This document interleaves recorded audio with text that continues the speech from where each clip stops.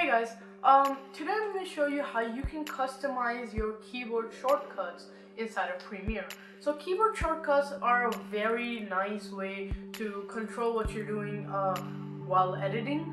And there's a lot of things that Premiere doesn't have a keyboard shortcut for, which it should, which is where this tutorial comes into place.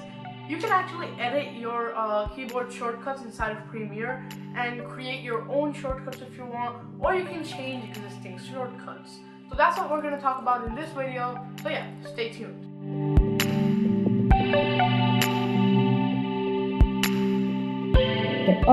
So this is super simple. It's unbelievably simple. I don't think I even need to make a tutorial on this, but you know what? I'm just gonna. So yeah, first thing, of course, open up Premiere. I think that should be pretty obvious. Next, what you want to do is go to Edit and Keyboard Shortcuts. Or you can just press Ctrl Alt plus K. Now I'm going to drag the window to the top of my screen.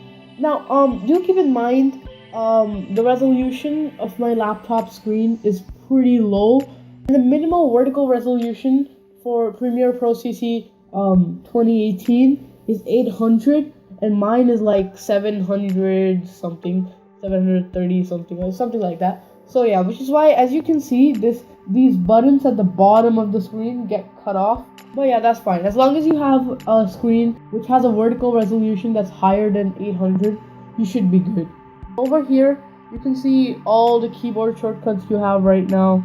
So yeah, if you want to change a keyboard shortcut, what you want to do is that you want to click on this little key right here, and then click on this cross icon right next to it, and then you want to click right there once again, and then type in whatever you want, and that'll be the keyboard shortcut assigned to that action.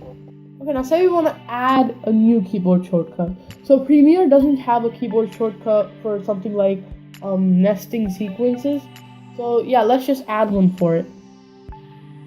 What you want to do is you want to search up nest. Just gonna click right here and type in whatever keyboard shortcut you want. So I'm just gonna type in Control plus H, or you can add something like Alt plus P. You know, whatever you want. So I'm just gonna change it back to Control plus H.